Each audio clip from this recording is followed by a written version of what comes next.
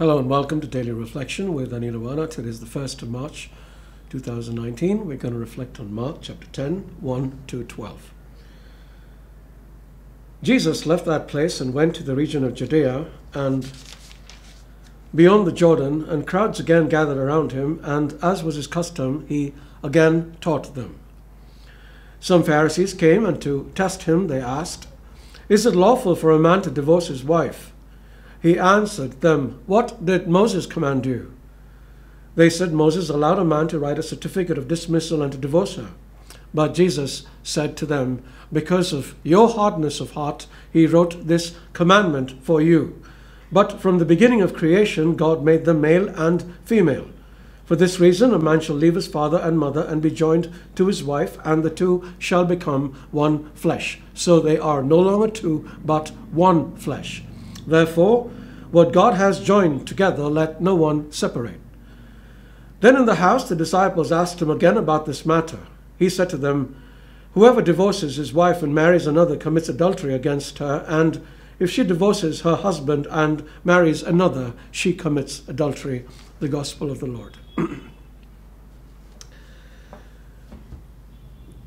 I am aware this is a sensitive subject for many of you who might be divorced because of years of repeated abuse or infidelity, or are currently going through a very difficult marriage. So I'm going to keep the focus on the reasons why Jesus was so opposed to divorce, so we can understand why he was so strong in his opposition.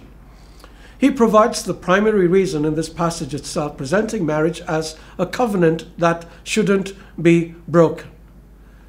This springs from the sanctity of the family, or the sanctity of blood ties, a term to grasp if we are to understand this properly. Scripture often speaks about being of one flesh and blood, and the breaking of these flesh and blood ties was something that was unthinkable. It explains a commonly heard phrase that blood is thicker than water, meaning that family relationships and loyalties are the strongest and most important ones. Now, when a couple gets married and become intimate, the two become one flesh, creating a new flesh and blood tie. This is one of the reasons why fornication and adultery are considered grave sins, because through the union, the couple creates an illegitimate flesh and blood tie that now exists, but cannot be honored with the permanence that blood ties demand.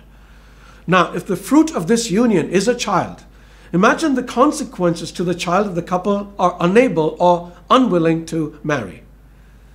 It is similar in the case of a divorce. Children who grow up in broken homes can't have much faith in the permanence of blood ties and consequently find it difficult to believe in the covenant of marriage, thus nullifying God's original purpose for a man and woman.